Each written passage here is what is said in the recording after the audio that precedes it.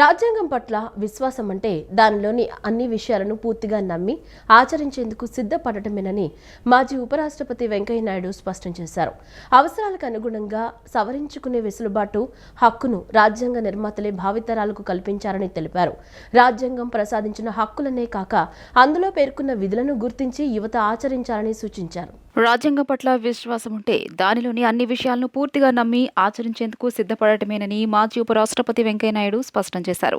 BJP నాయకుడు రామ్ మాధవ్ ఆంగ్లంలో రచించిన ముక్కలైన స్వాతంత్రం, మన రాజ్యాంగం, మన ఆత్మగౌరవం పుస్తకాలు తెలుగు అనువాదాలను విజయవాడ పుస్తక మహోత్సవంలో వెంకయ్యనాయుడు ఆవిష్కరించారు. ఈ సందర్భంగా మాట్లాడుతూ రాజ్యాంగం రాతి మీద రాత కాదని అది చలనశీలమైన ఆలోచనల సమాహారమన్నారు. అవసరాలకు అనుగుణంగా సవరించుకునే వెసులుబాటు హక్కును రాజ్యాంగ నిర్మాతలే భావితరాలకు కల్పించారని తెలియజేశారు. రాజ్యాంగం ప్రసాదించిన హక్కులనే కాక అందులో పేర్కొన్న విధులను గుర్తించి యువత ఆదరించాలని సూచించారు. సత్యానికి దగ్గరగా, సంచలనాలకు దూరంగా ఉండే రచనలు పెరగాలని ఆకాంక్షించారు. సామాజిక బాధ్యత కలిగిన పౌరులంతా పుస్తకాలను బహుమతులుగా ఇవ్వాలని, పుస్తకాలు చదివే అలవాటును పెంపొందించాలని కోరారు. ఈరోజు రామాధవ్ గారు ఎంతో పరిశోధన చేసి ఈ 2 పుస్తకాలు రాశారు. నా ఉద్దేశంలో ఈ 2 పుస్తకాలు అందరూ పెద్దవాళ్ళు, చిన్నవాళ్ళు, ముఖ్యంగా యువతరం చదవాల్సిన మస్ట్ రీడ్ అనే మాట ఉపయోగిస్తే ఆ పుస్తకాలు 2 కూడా దాంట్లో ఫిట్ ఇన్ అవుతాయని చెప్పి నేను భావిస్తున్నాను. అందువల్ల యువతరం అంతా తప్పనిసరిగా మనం మన రాజ్యాంగం, దాని వెనుకున్నట్టే నేపథ్యం, దాని విశిష్టత, రెండవది స్వతంత్రాన్ని ఏ విధంగా మనం సంపాదించాం, దాన్ని ఎందుకు దేశాన్ని ముక్కలు చేసుకున్నాం, ఈ విషయాల్లో లోతుగా విషయాలు తెలుసుకోవాలంటే పుస్తకాలు 2 చదివితే మనకు సులభంగా అర్థం. విజయవాడ ఇంద్రకీలాద్రిపై కొలువైన కనకదుర్గమ్మను మారిషస్ దేశ అధ్యక్షుడు ధరంబీర్ గోకుల్ దర్శించుకున్నారు. రాష్ట్ర పర్యటనలో భాగంగా ఇవాళ ఆయన సతీమణితో కలిసి అమ్మవారి సేవలో పాల్గొన్నారు. దర్శనం అనంతరం వేద పండితులు వారికి వేదాశీర్వచనం అందజేశారు. దేవాదాయ శాఖ కమిషనర్ రామచంద్ర మోహన్, ఈవో సీనా నాయక్ మరియు ట్రస్ట్ బోర్డు చైర్మన్ రాధాకృష్ణ కలిసి మారిషస్ అధ్యక్ష దంపతులకు అమ్మవారి చిత్రపటం, ప్రసాదాలను అందజేశారు.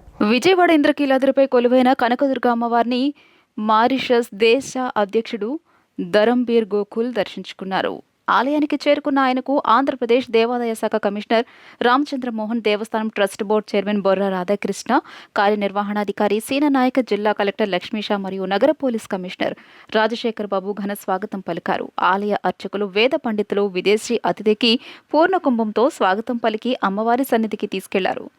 ధరంబీర్ గోకుల్ దంపతులు అమ్మవారిని దర్శించుకుని ప్రత్యేక పూజలు నిర్వహించారు. దర్శనం అనంతరం వేద పండితులు వారికి వేదాశీర్వచనం అందజేశారు. దేవాదాయ శాఖ కమిషనర్ రామచంద్ర మోహన్, ఈవో సీనా నాయక్ మరియు ట్రస్ట్ బోర్డు చైర్మన్ రాధాకృష్ణ కలిసి మారిషస్ అధ్యక్ష దంపతులకు అమ్మవారి చిత్రపటం, ప్రసాదాలను అందజేశారు. విదేశీ అధ్యక్షుడు రాక సందర్భంగా ఇంద్రకీలాద్రి పరిసరాల్లో పోలీసులు భారీ భద్రతను ఏర్పాటు చేశారు.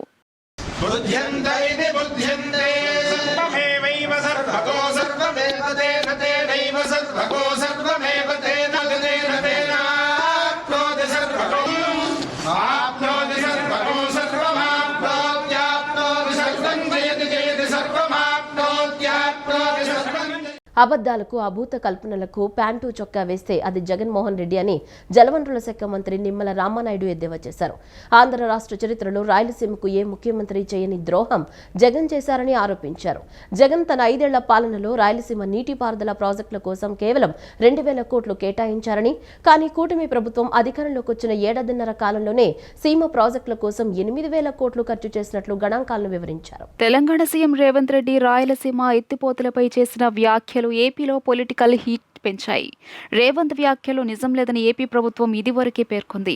ఆంధ్రప్రదేశ్ జలవనరుల శాఖ మంత్రి నిమ్మల రామానాయుడు మాజీ ముఖ్యమంత్రి జగన్మోహన్ రెడ్డి తీరుపై తీవ్ర స్థాయిలో విరుచుకుపడ్డారు. మాజీ సీఎం జగన్ వల్లే రాయలసీమ ఎత్తిపోతల పథకంపై స్టే ఆర్డర్ వచ్చిందని ఆరోపించారు. తెలంగాణ ప్రభుత్వం కాళేశ్వరం ప్రాజెక్టు ద్వారా గోదావరి నీటిని వినియోగించుకుంటున్నప్పుడు దిగువన ఉన్న పోలవరం ప్రాజెక్టు నుండి ఆంధ్రప్రదేశ్ సైతం వీటిని వాడుకుంటే తప్పేంటని ప్రశ్నించారు.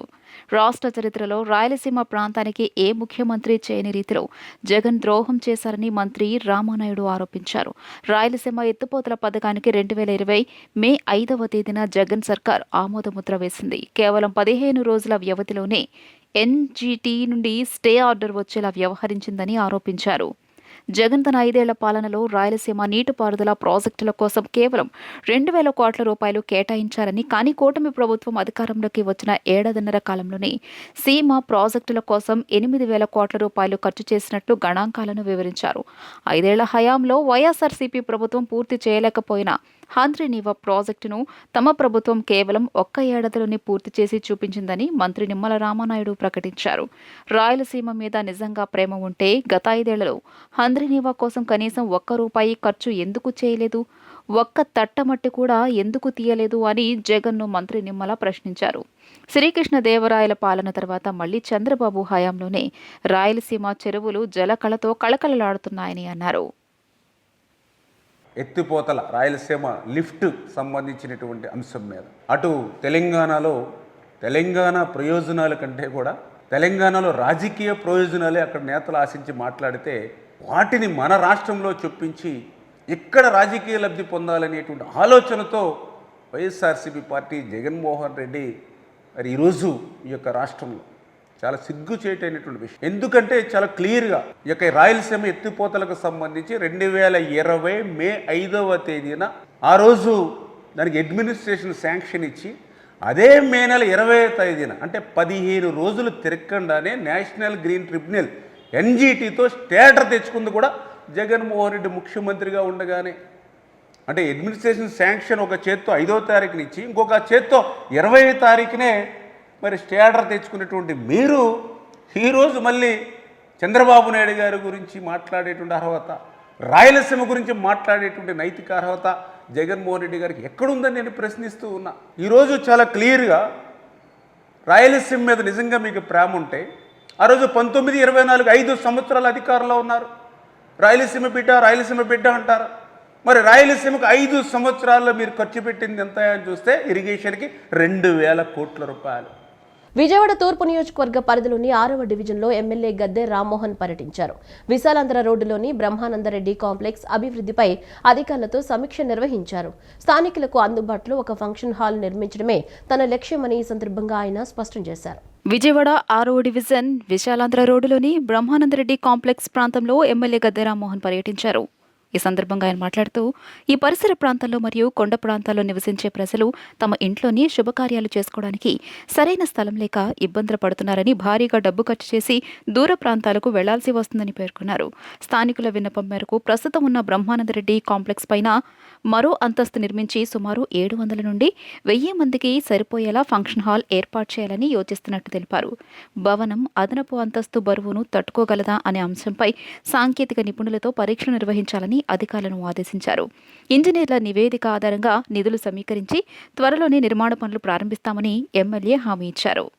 విశాలాంధ్ర రోడ్లో బ్రహ్మానందరెడ్డి కాంప్లెక్స్ కార్పొరేషన్ వారి భవనంలో ఈ పరిసర ప్రాంతంలో అనేక మంది కొండ ప్రాంతంలో కానీ ఇక్కడ కానీ నివాసం ఉంటున్న వారు వాళ్ళ ఇళ్లలో ఏదైనా కార్యక్రమం చేసుకోవాలంటే దరిదాపులో అవకాశం లేని సందర్భంలో చాలా దూరం వెళ్ళి డబ్బులు వెచ్చించి చేసుకోవాల్సిన పరిస్థితిలో ఈ బ్రహ్మానందరెడ్డి కాంప్లెక్స్ని ఇప్పుడున్న టాప్లో పైన ఒక భవనం నిర్మించగలిగితే సుమారు 700 నుంచి 1000 మందికి ఫంక్షన్ చేసుకునే అవకాశం ఉందని చెప్పి స్థానికులు కోరిన మేట వీళ్ళ అధికారులను తీసుకొచ్చి పరిశీలించడం జరిగింది.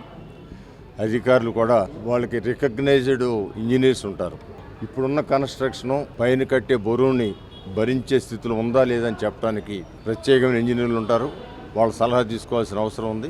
ఈరోజు లెటర్ పెట్టి ఇంజనీర్లు పిలిపించి వారి చేత వాళ్ళ సాంకేతికపరమైన టెస్టులు చేసి ఇది కనుక దాని మీద కట్టే భవనాన్ని బేరు చేయగలదా అంటే దానికోసం మనం నిధులు ఇవన్నీ కూడా సమీకరించుకుని ఈ భవన నిర్మాణానికి అనుమతులు పొందిన తర్వాత వాటిని పూర్తి చేయాలనే ఆలోచనతో ప్రజలపై విద్యుత్ ఛార్జీల భారం పడకుండా కూటమి ప్రభుత్వం చర్యలు తీసుకుంటోందని వ్యవసాయ శాఖ మంత్రి అచ్చెన్నాయుడు వెల్లడించారు. దేశంలోనే తొలిసారిగా ఏపీలో విద్యుత్ ఛార్జీలు తగ్గిస్తున్నట్లు ఆదివారం తెలిపారు. గత ప్రభుత్వంలో యూనిట్ విద్యుత్ ₹5.19 కొనుగోలు చేస్తే ప్రస్తుత ప్రభుత్వం ₹4.70కే కొనుగోలు చేస్తోందన్నారు. రాష్ట్రంలో విద్యుత్ ఛార్జీల భారం ప్రజలపై పడకుండా ముఖ్యమంత్రి నారా చంద్రబాబు నాయుడు గట్టి చర్యలు తీసుకుంటున్నారని వ్యవసాయ శాఖ మంత్రి కింజరాపు అచ్చెన్నాయుడు స్పష్టం చేశారు. విజయవాడలోని తన క్యాంపు కార్యాలయం నుండి విడుదల చేసిన ప్రకటనలో ఆర్థిక పరిస్థితి క్లిష్టంగా ఉన్నప్పటికీ సంక్షేమమే ధ్యేయంగా కూటమి ప్రభుత్వం ముందుకు సాగుతోందని పేర్కొన్నారు. గడిచిన 5 ఏళ్ల జగన్ రెడ్డి పాలనలో విద్యుత్ రంగాన్ని అస్తవ్యస్తం చేశారని అచ్చెన్నాయుడు విమర్శించారు. గత ప్రభుత్వం 9 సార్లు ఛార్జీలు పెంచి ప్రజలపై సుమారు 32,000 కోట్ల రూపాయల భారాన్ని మోపిందని, విద్యుత్ వ్యవస్థను 1.29 లక్షల కోట్ల రూపాయల్లో అప్పుల్లో ముంచేసిందని ధ్వజమెత్తారు. 2019 నాటికి మిగులు విద్యుత్ ఉన్న రాష్ట్రం జగన్ తప్పుడు నిర్ణయాల వల్ల అంధకారంలోకి వెళ్లిపోయిందని ఆవేదన వ్యక్తం చేశారు. అయితే 2024లో అధికారంలోకి వచ్చిన వెంటనే చంద్రబాబు నాయుడు విద్యుత్ వ్యవస్థను గాడిన పెట్టే సంస్కరణలు చేపట్టారని మంత్రి వివరించారు. ఎన్నికల హామీ ప్రకారం విద్యుత్ ఛార్జీలు పెంచకుండా ఏపీ ఈఆర్సీ సూచించిన 4,498 కోట్ల ట్రూ అప్ భారాన్ని ప్రభుత్వమే భరించడం ఒక చారిత్రాత్మక నిర్ణయమని కొనియాడారు. 1999లో ఏపీ ఈఆర్సీ ఏర్పడిన తర్వాత తొలిసారిగా ట్రూ డౌన్ ఛార్జీలు నమోదు కావడం ప్రభుత్వం చేపట్టిన సంస్కరణల ఫలితమేనని, దీనివల్ల యూనిట్కు 13 పైసలు తగ్గాయని అచ్చెన్నాయుడు ప్రకటనలో వెల్లడించారు. రాష్ట్రంలోని బీసీలందరినీ అభివృద్ధి బాటలో నడిపించేందుకు కూటమి ప్రభుత్వం చిత్తశుద్ధితో పనిచేస్తుందని మంత్రి కొల్లు రవీంద్ర పేర్కొన్నారు. బీసీలను ఆర్థికంగా అభివృద్ధి చేసేందుకు స్వయం ఉపాధి రుణాలు అందిస్తున్నామని తెలిపారు. పరిశ్రమలు ఏర్పాటుకు ముందుకొచ్చే వారికి ఎంఎస్ఎంఈ పార్కుల్లో అవసరమైన మేరకు స్థలం కేటాయించి తోడ్పాటు అందిస్తామన్నారు. విజయవాడలోని తుమ్మలపల్లి కళాక్షేత్రంలో జరిగిన బీసీ, ఓబీసీ ఉద్యోగుల రాష్ట్ర మహాసభకు మంత్రి కొల్లు రవీంద్ర హాజరయ్యారు. ఈ సందర్భంగా ఆయన మాట్లాడుతూ, దేశంలోని తొలిసారిగా బీసీ, ఓబీసీ ఉద్యోగుల కోసం ప్రత్యేకంగా అమరావతిలో మహాసభ జరగడం చారిత్రాత్మకమని తెలియజేశారు. బీసీల రక్షణ కోసం ప్రత్యేక బీసీ రక్షణ చట్టం తీసుకురావాలని ప్రభుత్వం భావిస్తోందని వెల్లడించారు. బీసీ ఉద్యోగులతో 26 జిల్లాల కమిటీలను వేయడం అభినందించాల్సిన విషయమన్నారు. కేంద్ర ప్రభుత్వం బీసీలకు అమలు చేస్తున్న పథకాలను 5 ఏళ్లు సద్వినియోగం చేసుకోకపోవడంతో ఇబ్బందులు ఎదురవుతున్నాయని తెలిపారు.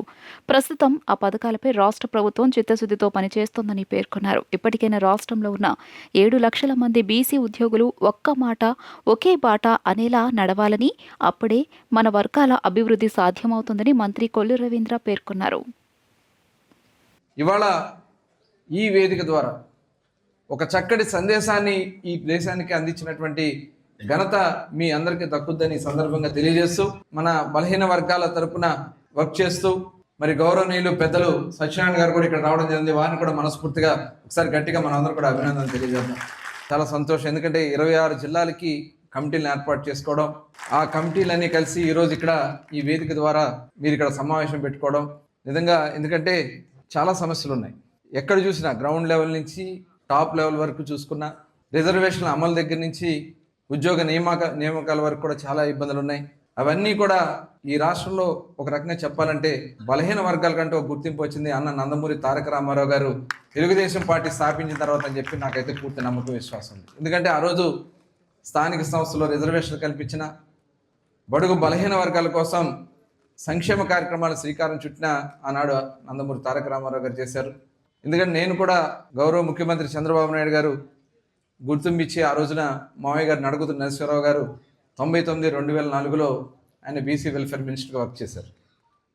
రానున్న రోజుల్లో విద్యుత్ ఛార్జీలు మరింత తగ్గించేందుకు రాష్ట్ర ప్రభుత్వం చర్యలు తీసుకుంటుందని రాష్ట్ర గృహ నిర్మాణ, సమాచార, పౌర సంబంధాల శాఖ మంత్రి కొలుసు పార్థసారథి తెలిపారు. ఏలూరు జిల్లా నూజివీడులోని క్యాంపు కార్యాలయంలో ఆయన విలేకరులతో మాట్లాడుతూ, అధికారంలోకి వస్తే ఛార్జీలు పెంచబోమన్న హామీకి కట్టుబడి ఉన్నామని చెప్పారు. సోలార్, విండ్, బయో విద్యుత్ రంగాల్లో 80 గిగావాట్ల విద్యుత్తును తక్కువ ధరకు తీసుకునే విధంగా అగ్రిమెంట్ చేసుకుంటున్నామన్నారు. సూర్యఘర్ పథకం కింద పేదలకు సౌర విద్యుత్ యూనిట్లు అందిస్తున్నామని, ఎస్సీ ఎస్టీలకు 100% సబ్సిడీ, బీసీలకు అదనంగా 50,000 సబ్సిడీ అందిస్తున్నామని తెలిపారు. ఈ పాలసీలో భాగంగా ఇదేదో ఈ రాష్ట్రంలో ఒకటే కాదు, దేశవ్యాప్తంగా వచ్చిన పాలసీలో భాగంగా కొన్ని వేల కోట్ల రూపాయలు పెట్టుబడి పెట్టి సోలార్ పవర్ ప్లాంట్లు పెడితే వాళ్ళని కేవలం కక్షపూరితంగా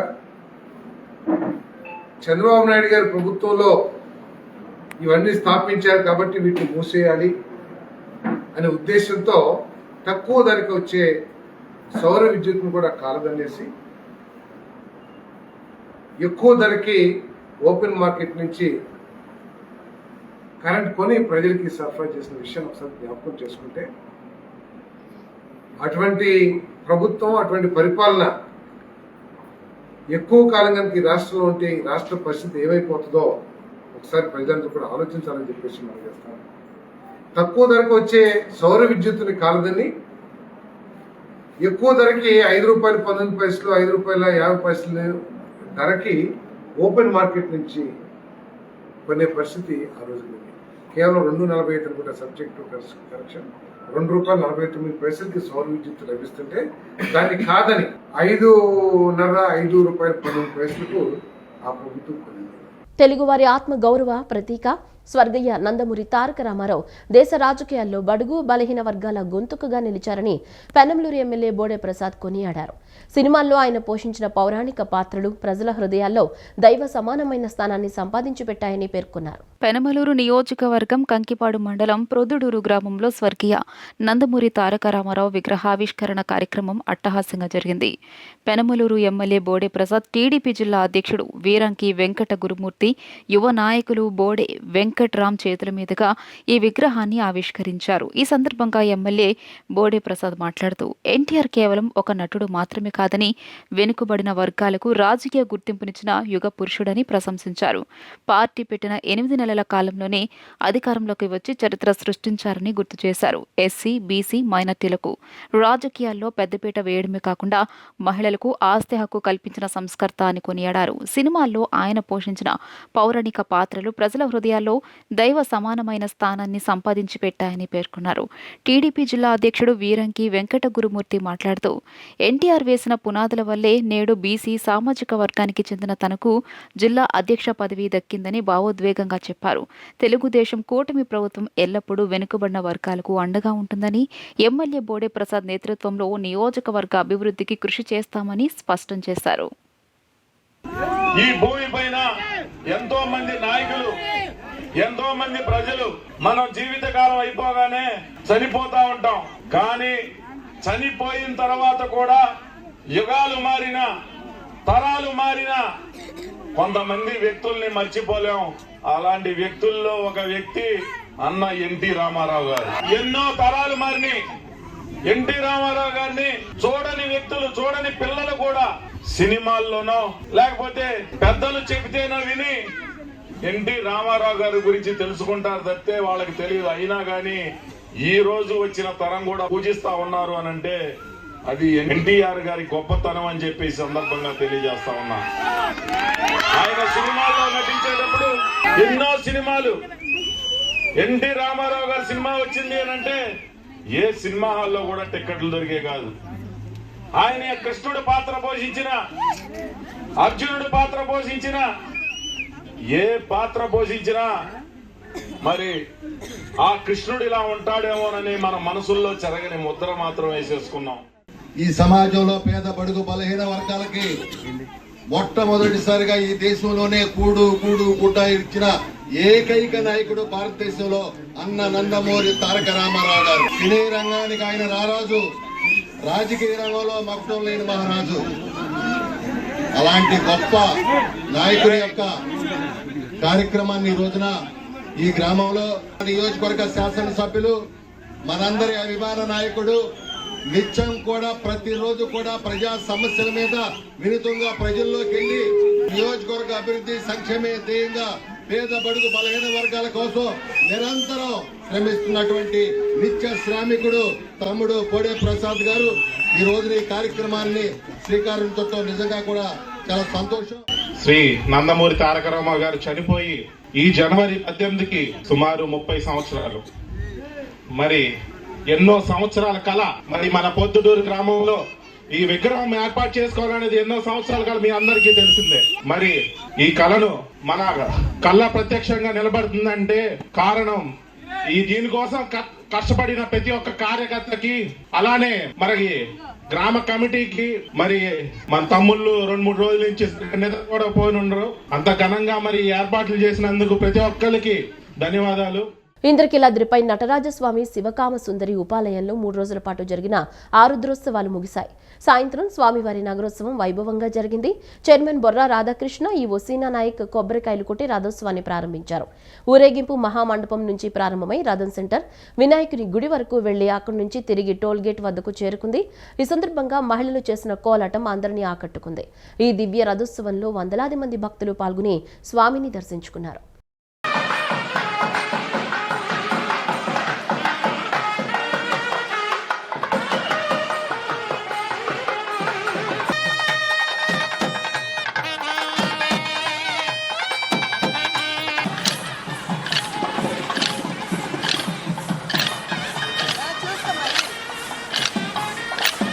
విజయవాడ గన్నవరం విమానాశ్రయంలో పొగమంచు తీవ్ర అంతరాయం కలిగించింది. ఇవాళ తెల్లవారుజామున దట్టమైన పొగమంచు కమ్మేయడంతో విమానాల రాకపోకలకు ఆటంకం ఏర్పడింది. రన్వే సరిగ్గా కనిపించని పరిస్థితుల్లో విమానాలు ల్యాండింగ్ కాలేక గాల్లోనే చక్కర్లు కొట్టాయి. దీంతో ప్రయాణికులు తీవ్ర ఇబ్బందులు పడ్డారు. గన్నవరం ఎయిర్పోర్ట్ వద్ద పొగమంచు కారణంగా విమానాల రాకపోకలు ఆలస్యమయ్యాయి. దట్టమైన పొగ మంచు ఏర్పడడంతో విమానాలు ఆలస్యం కావడంతో ప్రయాణికులు తీవ్ర అసౌకర్యానికి గురయ్యారు. ఈ రోజు తెల్లవారుజామున గన్నవరం ఎయిర్పోర్ట్ ని పొగమంచు దట్టంగా కమ్మేసింది. దీనికి తోడు పరిసర ప్రాంతాలు పొగమంచుతో కనపడని పరిస్థితి తలెత్తింది. దట్టమైన పొగమంచు కారణంగా విమానాల రాకపోకలకు తీవ్ర ఇబ్బందులు ఏర్పడ్డాయి. ఈ క్రమంలో హ్యాండ్లింగ్ సర్వీసులు, ఎయిర్ ట్రాఫిక్ కంట్రోల్కు కష్టాలు ఎదురయ్యాయి. ఢిల్లీకి వెళ్లే ఎయిర్ ఇండియా విమానం గన్నవరం ఎయిర్పోర్ట్ వద్ద గాలిలో చక్కర్లు కొట్టింది. పొగమంచు కారణంగా విమానాలు సురక్షితంగా ల్యాండ్ అవ్వడానికి ఇబ్బందులు ఏర్పడ్డాయి. విమానాల ఆలస్యంతో ప్రయాణికులు మరింత అసౌకర్యానికి గురయ్యారు.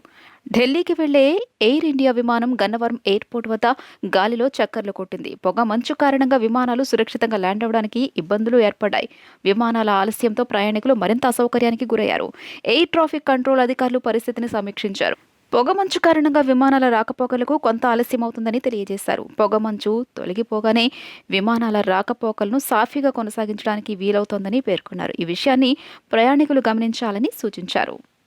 సమాజాభివృద్ధిలో ఉపాధ్యాయుల పాత్ర ఎంతో కీలకమని CMR university Bengaluru marketing admissions director Raj Kumar Chakravarthi తెలిపారు.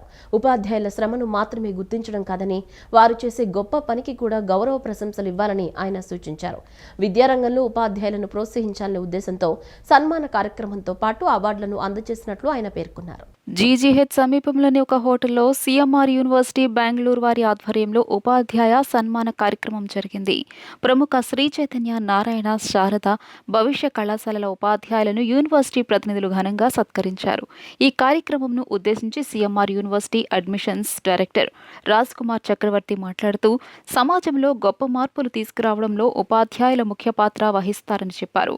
విద్యారంగంలో ఉపాధ్యాయులను ప్రోత్సహించాలనే ఉద్దేశంతో సన్మాన కార్యక్రమంతో పాటు అవార్డులను అందజేసినట్లు ఆయన పేర్కొన్నారు. అనంతరం Sharada educational institutions correspondent GV Rao మాట్లాడుతూ తన 33 ఏళ్ల ఉపాధ్యాయ వృత్తిలో 1,00,000 మందికి పైగా విద్యార్థులకు విద్యను అందించి వారిని ఉన్నత స్థాయికి తీసుకువెళ్లడం జరిగిందన్నారు. ఉపాధ్యాయులు తమ వృత్తిని శివభావంగా భావిస్తూ విద్యార్థులను ప్రతిభావంతులుగా తీర్చిదిద్దాలని ఆయన సూచించారు. అనంతరం university Andhra Telangana regional director Vivekan మాట్లాడుతూ ఉపాధ్యాయులను గౌరవించాల్సిన బాధ్యత అందరిపై ఉందన్నారు. వారే సమాజ మార్గం నిర్దేశకులని పేర్కొన్నారు. తమ యూనివర్సిటీ ఆధ్వర్యంలో ఉపాధ్యాయులను సత్కరించుకోవడం సంతోషంగా ఉందని తెలియజేశారు. యూనివర్సిటీ విద్యార్థులకు చదువుతో పాటు ఉపాధి అవకాశాలు కల్పించడమే లక్ష్యంగా పనిచేస్తోందని తెలిపారు. ఈ కార్యక్రమంలో university Andhra Telangana regional head Durga Ramesh, Kalyan Chakravarthi, Nirmal Kiran Kumar, George Kishore తదితరులు పాల్గొన్నారు. CMR University, Bengaluru, a NAC accredited university, is conducting this unique program, Upadhyaya Sanmanam, to honor the contribution of the teachers to build the society. Our endeavor is that every student should grow and become a good human being, and the role of the teachers in this process is recognized by the university. In the campus, we honor all the teachers and we consider them as gods, so that every student gets the right knowledge, right motivation, right handholding to become a good human being in the life. So it's a tribute to excellence and a respectful homage to all the teachers in this country. Thank you so much. Vijayawada నగరంలో park and హోటల్లో మేము CMR university వారం ఉపాధ్యాయుని సన్మానించడం అనే ఒక కార్యక్రమాన్ని మేము నిర్వర్తించాము. ఉపాధ్యాయులను ఎందుకు సన్మానిస్తున్నామంటే వారు జనరల్గా వారు గురువులు. ఈ యొక్క సృష్టిలో తల్లి తండ్రి తర్వాత వారే ముఖ్యమైన గురువులు. గురువుల ద్వారానే ఒకరి యొక్క జీవితంని నైపుణ్యంగా తీర్చిదిద్దగలము అనే ఒక ఉద్దేశం మాత్రము మనందరికీ ఉంది. సో అటువంటి గురువుల్ని సన్మానించటము, అటువంటి గురువులకి ఒక విధమైన మనము హానర్ చేసి వారి ద్వారా ఈ యొక్క సొసైటీలో ఒక ఉన్నతమైన స్థానంగా ప్రతి వ్యక్తిని తీర్చగల సామర్థ్యం కలిగిన గురువులను ఎప్పటికప్పుడు మనం సన్మానించుకోవడం అనేది ఒక ముఖ్యోద్దేశము. ఉపాధ్యాయ సన్మానం అని చెప్పి ఒక ప్రోగ్రాము విజయవాడలో ఈరోజు కండక్ట్ చేశారు. సో విజయవాడలో ఇయర్స్ టుగెదర్ ఈ టీచింగ్ ఎక్స్పీరియన్స్ ఉన్న టీచర్స్కి సన్మానం చేయడం చాలా ఆనందంగా ఉంది. సొసైటీలో టీచర్స్ స్టూడెంట్స్ని సబ్జెక్ట్ ఎక్స్పర్ట్స్ గాను గుడ్ హ్యూమన్ బీయింగ్స్ గాను తయారు చేయడంలో మేజర్ పాత్ర పోషిస్తున్నారు. బట్ టీచర్స్ని రికగ్నైజ్ చేయడం అనేది అక్కడక్కడ జరుగుతూ ఉంది. సో ఈరోజు మా ఉపాధ్యాయులను సన్మానించడం చాలా ఆనందంగా ఫీల్ అవుతున్నాం. ఈ వార్తలు ఇంతటితో సమాప్తం. నమస్కారం.